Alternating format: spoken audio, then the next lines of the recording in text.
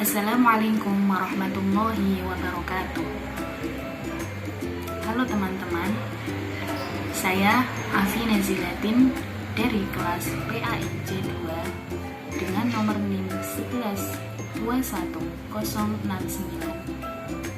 akan menerangkan materi tentang akhlak, moral, dan etika guna memenuhi tugas ujian tengah semester mata kuliah Teknologi Informasi dan Komunikasi. Sebelum kita masuk pada materi kali ini, alangkah baiknya teman-teman mengklik lonceng di bawah ini guna subscribe, like, dan komennya. Baiklah, kita masuk pada materi kali ini.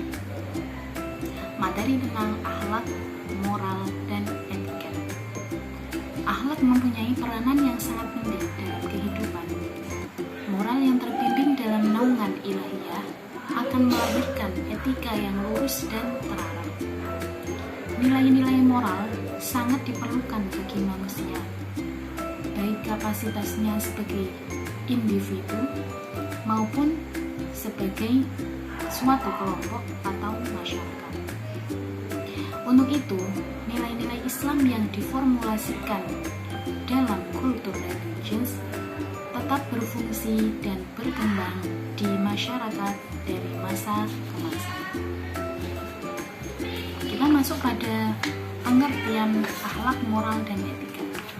Apakah teman-teman sudah ada yang tahu tentang pengertiannya?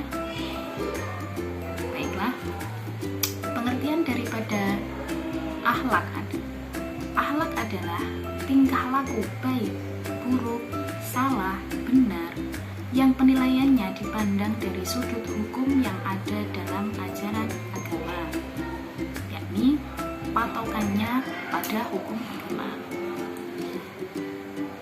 Pengertian daripada moral adalah ajaran tentang baik, buruk yang diterima umum mengenai perbuatan, sikap, kewajiban, budi pekerti yang mana digunakan untuk menentukan batas-batas suatu sifat, perangai, kehendak, pendapat, atau perbuatan yang layak dikatakan benar, salah, baik, dan buruk, yakni terpatok pada pandangan umum. Pengertian daripada etika adalah ilmu pengetahuan tentang asas-asas akhlak atau moral yang menjelaskan tentang apa yang baik dan apa yang buruk, tentang hak dan kewajiban moral. Yang mana etika itu adalah teori daripada si moral itu tadi.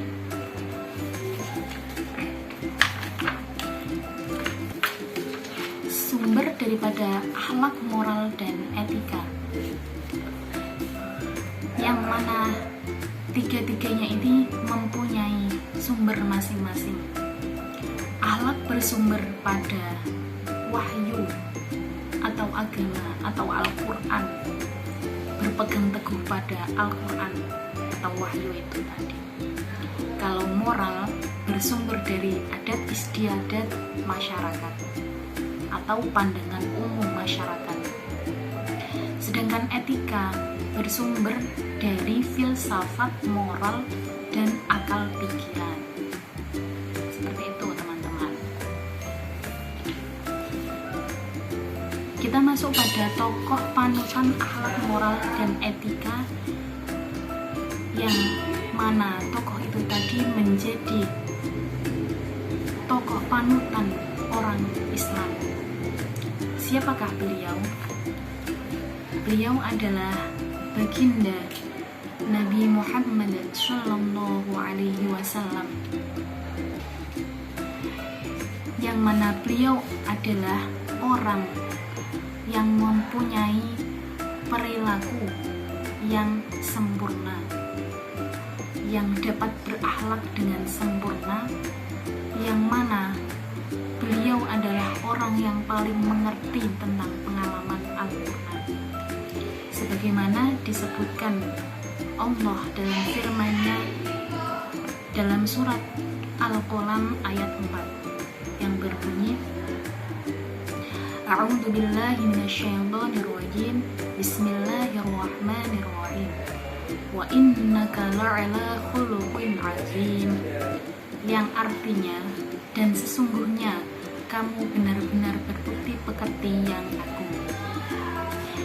Berdasarkan ayat tersebut, para sufi menyebut Nabi Muhammad sebagai al-insan al-kamil.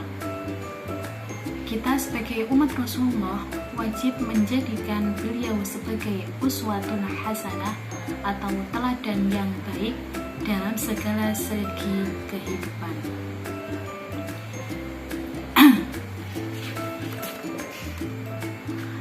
Kita masuk pada ruang lingkup akhlak, moral, dan etika. Yang pertama ada akhlak terhadap sang Khalik atau sang pencipta. Dan yang kedua ada akhlak terhadap makhluk atau sesama manusia.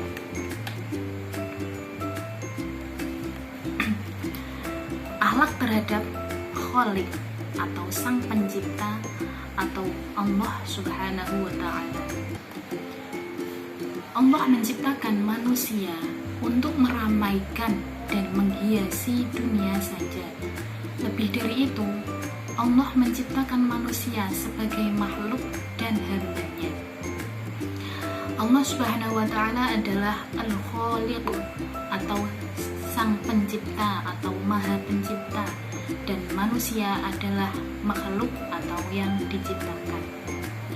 Manusia wajib tunduk kepada peraturan Allah. Hal ini menunjukkan kepada sifat manusia sebagai hamba. Sebagaimana tercantum dalam firman Allah surah Ali Imran ayat 102 yang berbunyi, Bismillahirrahmanirrahim.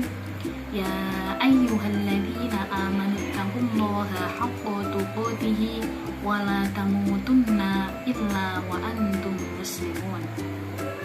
Yang artinya, hai orang-orang yang beriman, bertakwalah kalian kepada Allah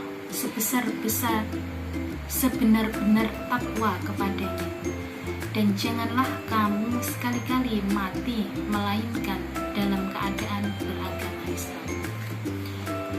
Kewajiban manusia terhadap Allah Subhanahu wa Ta'ala diantaranya dengan ibadah, sholat, zikir, dan berdoa. Kewajiban keluarga kita terhadap Allah adalah dengan mendidik mereka, anak dan istri, agar dapat mengenal Allah dan mampu berkomunikasi dan berdialog dengan Allah atau mendekatkan diri kepada Allah. Kewajiban harta kita kepada Allah, yaitu harta yang kita peroleh adalah harta yang halal, yang mampu menunjang ibadah kepada Allah Subhanahu wa Ta'ala serta membelanjakan harta itu di jalan Allah. Intinya kita itu sebagai makhluk mempunyai kewajiban kepada Sang Khalik untuk melaksanakan perintah-perintahnya dan menjauhi larangan-larangannya. Akhlak terhadap makhluk. Di sini akhlak terhadap makhluk itu ada 5. Pertama, akhlak terhadap diri sendiri. Kedua, akhlak terhadap ibu dan bapak. Ketiga, bersikap terhadap alam, binatang, tumbuh-tumbuhan, dan semesta alam. Keempat, berakhlak terhadap sesama yang beragama Islam dan antara orang Islam dengan non-Islam. Dan kelima, bergaul dengan orang yang lebih tua umurnya, dengan orang yang selevel atau sepadan umur, kedudukan, dan tingkatannya, dan orang yang lebih rendah umurnya.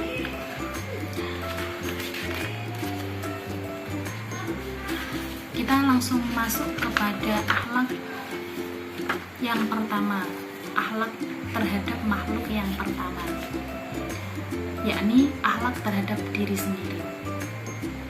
Manusia bertanggung jawab adalah manusia atau pribadi yang mampu bertanggung jawab terhadap diri sendiri, bertanggung jawab atas tugas dan kewajiban yang dipikul di atas pundaknya, kewajiban-kewajibannya, tanggung jawab terhadap kesehatannya, pakaiannya, minuman dan makanannya, dan bahkan apapun yang menjadi miliknya.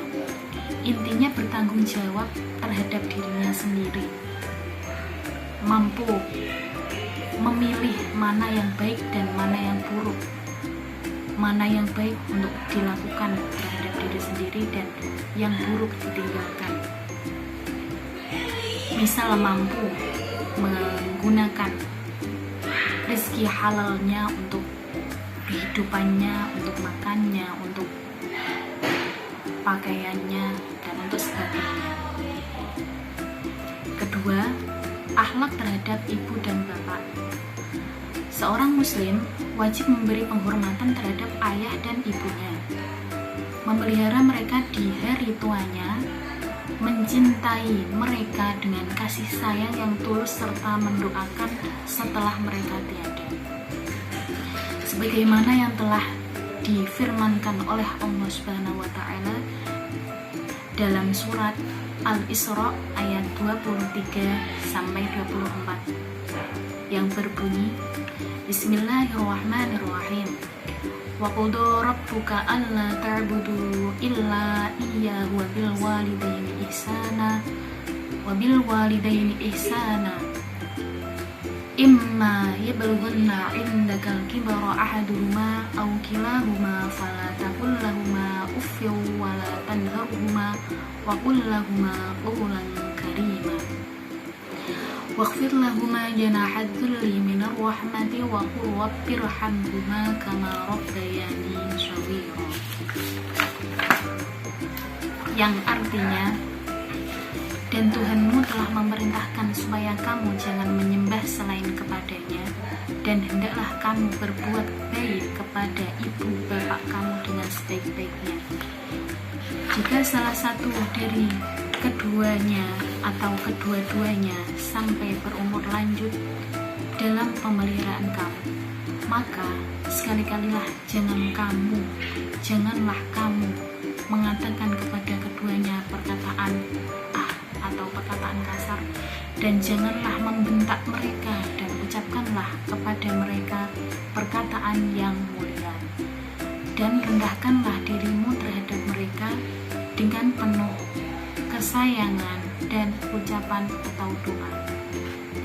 Wahai Tuhanku, kasihanilah mereka berdua sebagaimana mereka berdua telah mendidik aku di waktu kecil. Akhlak terhadap makhluk yang ketiga, yakni bersikap terhadap alam, binatang, tumbuh-tumbuhan, dan semesta alam. Menjaga lingkungan dengan melestarikannya supaya manusia dan makhluk ciptaan Allah dapat hidup dengan damai, menikmati karunia yang Allah berikan. Menjaga lingkungan dengan cara menyayangi alam, tumbuh-tumbuhan, tidak membunuh binatang yang tidak dibenarkan untuk dibunuh, tidak semena-mena menebang pohon, dan lain-lain. Sikap sayang terhadap alam sebagai wujud akhlakul karimah manusia yang dituntut dalam agama Islam. Keempat, berakhlak terhadap sesama yang beragama Islam dan antara orang Islam dengan non-Islam. Kita harus bisa menghargai satu sama lain, baik yang sesama agama maupun yang non-agama. Untuk yang non-agama, kita harus bisa toleransi dengan baik, harus bisa memilih toleransi yang baik untuk kita menghormati kepada non-muslim. Meskipun kita ada toleransi, tapi tetap toleransi itu tadi harus ada batasannya. Kelima, bergaul dengan orang yang lebih tua umurnya, dengan orang yang selevel, sepadan umur, kedudukan, dan tingkatannya, dan orang yang lebih rendah umurnya.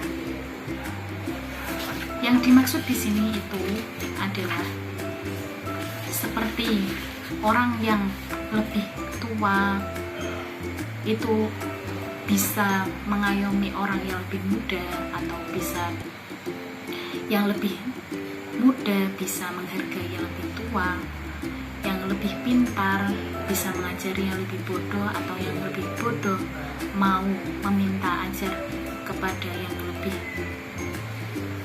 pintar. Seperti itu.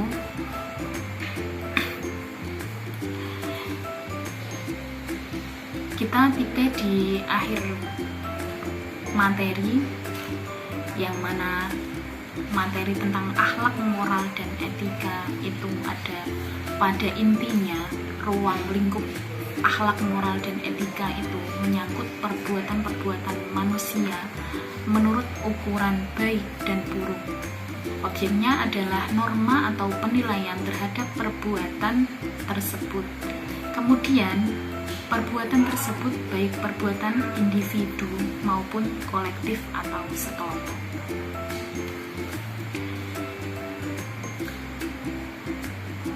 Inilah yang dapat saya sampaikan untuk menerangkan materi tentang akhlak, moral, dan etika. Terima kasih. Saya minta maaf jika ada kata-kata atau yang saya ucapkan itu tidak cocok atau kurang bagus. Akhirul kalam, ihdinas syiratal mustaqim. Tsumma salam. Wassalamualaikum warahmatullahi wabarakatuh.